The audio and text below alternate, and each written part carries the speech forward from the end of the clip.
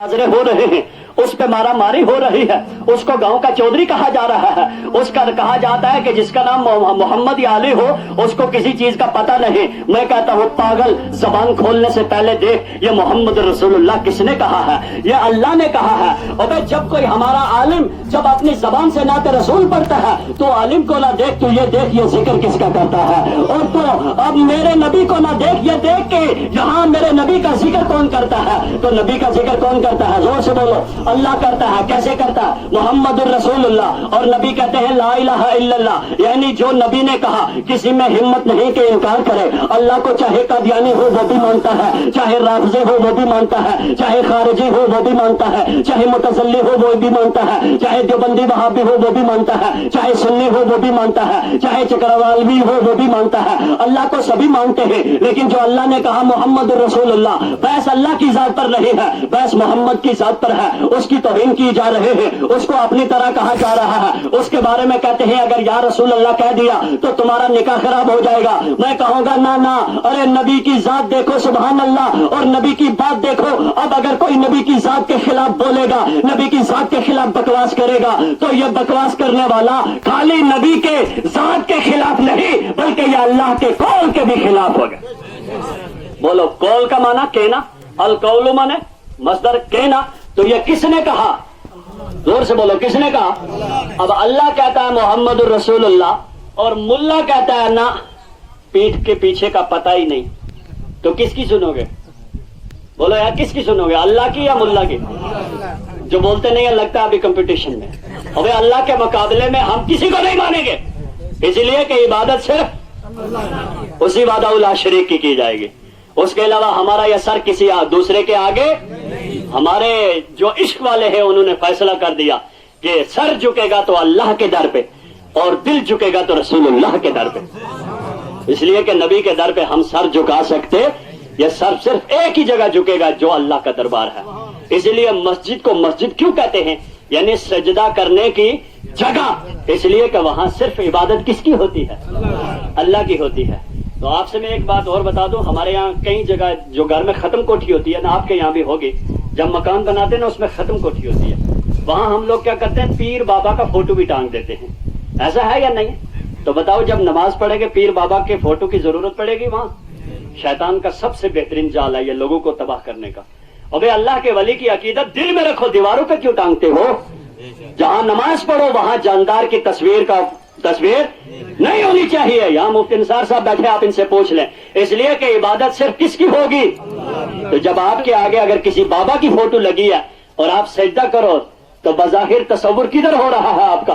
आगे मैं नहीं बोलूंगा, शरीयत की लगाम है नहीं? तो अल्लाह कहता है मोहम्मदुर रसूलुल्लाह और नबी क्या कहते हैं? ला इलाहा। अब जरा ईमानदारी से बताओ, जिसको जिससे मोहब्बत हो वो उसका जिक्र फैलाता है या नहीं फैलाता? बोलो, कहां तक फैलाता? जहां तक उसकी पहुंच हो। तो मेरे अल्लाह का महबूब है मेरा नबी। बोलो, मेरा नबी मेरे रब का महबूब है। अब बताओ मुझे कौन सी जगह जहां अल्लाह का जिक्र है तो नबी का जिक्र नहीं? हर जगह। इसलिए कि अल्लाह हर जगह का रब और मेरा नबी हर जगह का रसूल। अल्लाह है रब्बुल आलमीन, नबी है रहमतुल लिल आलमीन।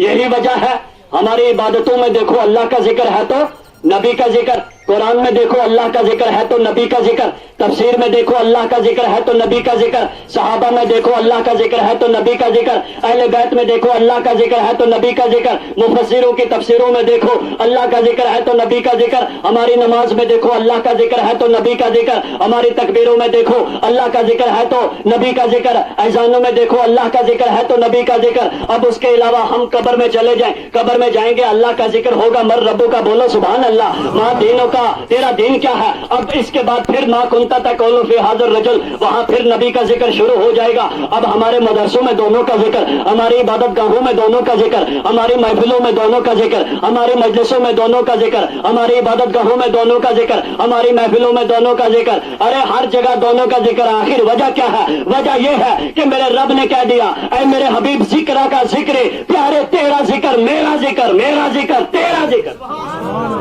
जो तेरा जिक्र करेगा वो हकीकत में اللہ کا ذکر کرے گا، اور جو اللہ کا ذکر کرے گا وہ تیرا ذکر کرے گا. اور یہی وجہ ہے ہم جب جنت میں جائیں گے نا وہاں بھی ذکر. سبحان اللہ. بولو وہاں بھی ذکر. کیوں؟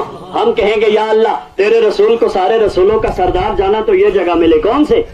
جنت. قرآن کہتا فَبِأَيِّ آلَاءِ رَبِّكُمَا تُكَذِّبَانِ، تم رب کے کون کون سی نعمتوں کو جھٹلاؤ گے.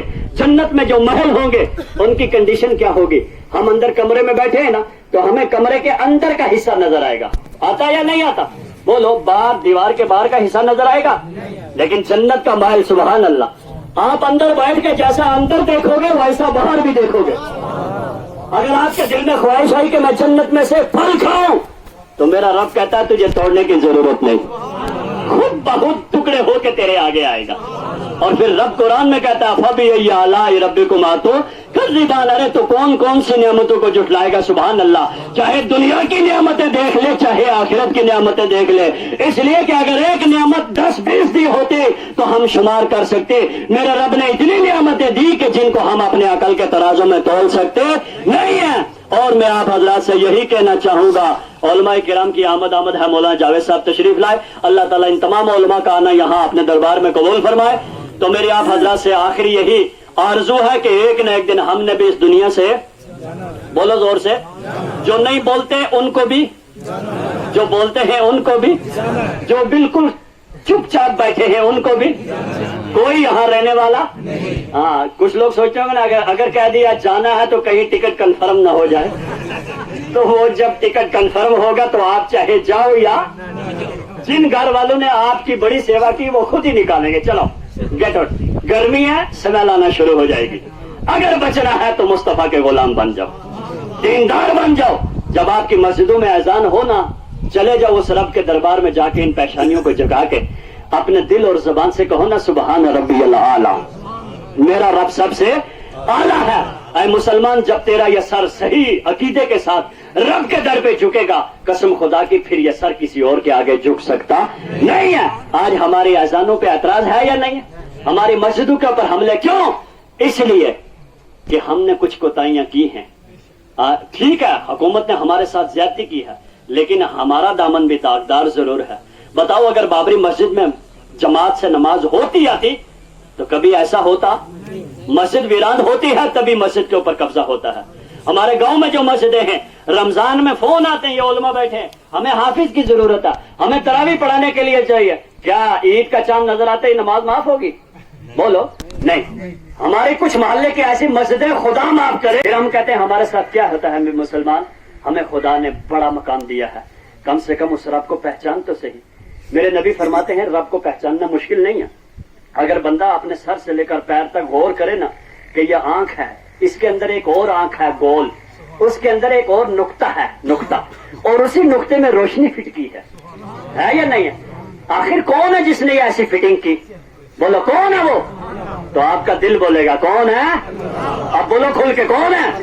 اللہ. اب یہ جو آنکھ ہے اس میں پانی کا ہونا ضروری ہے. اب اس کی حفاظت کون کرے گا؟ جو آنکھ کے اوپر کیا ہے؟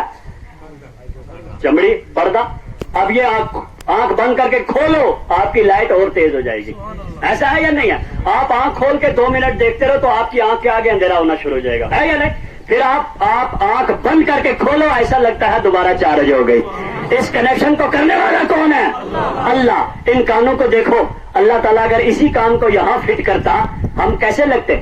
مسخرے لگتے، بڑے عجیب لگتے، لیکن رب نے یہاں رکھے کتنا اچھا لگتا ہے. اور خود اللہ کہتا ہے لقد خلقنا الانسان فی احسن تقویم، ہم نے انسان کو بڑی اچھی صورت پہ پیدا کیا ہے. سبحان اللہ. یعنی بنانے والا خود تعریف کرتا ہے مسلمان. تو پھر ہمیں جب رب نے اتنا بڑا نوازا تو ہمیں 5 وقتہ نماز پڑھے گا نا انشاءاللہ، شراب سے بچیں گے نا انشاءاللہ، خود بھی بچیں گے دوسروں کو بھی. ہمارے جو شادیاں ہیں کبھی ہم ان کو شریعت کے خلاف ہونے نہیں دیں گے. میرے کہنے سننے میں جو غلطیاں ہوں اللہ تعالیٰ معاف فرمائے. میرے کہنے کا جو ذکر و اذکار آپ نے کیا، قرآن پڑھا گیا، میری دلی دعا ہے اللہ تعالیٰ اس کا ثواب مرحوم ماسٹر محمد اکبر مغفور کی روح کو پیش کرتے ہیں. اللہ ان کی قبر پر رحمتوں کی بارش فرمائے، جنت الفردوس میں جگہ عطا فرمائے۔ ایک جنازہ منکوٹ میں ہوا، اللہ اس کی بھی بخشش فرمائے، اور میں نے سنا کہ وہ ایک غیر مسلم تھی، مسلمان ہوئی ہے جن کا جنازہ ہوا۔ میری دلی دعا ہے یا اللہ اگر انہوں نے بتوں کو چھوڑ کے تیرے در پہ، تیری ذات پہ یقین کر کے اگر وہ عورت اسلام میں آئی، آج وہ اپنا آخری سفر کر کے جا رہی ہے، اے مولا اس عورت کو اپنی رحمت سے مایوس نہ کرنا، اپنے حبیب کے صدقے سے اس عورت کی بخشش فرمانا، اے مولا تو اپنے رحم و کرم سے مالا مال فرما، صاحب خانہ کے اس مکان میں خیر و برکت و رحمتوں کا نزول فرمائے۔ استغفر اللہ تعالی رب من کل ذنب و اتوب الیہ، کلمہ طیبہ پڑھیے لا الہ الا اللہ محمد رسول اللہ صلی اللہ تعالی علیہ وسلم۔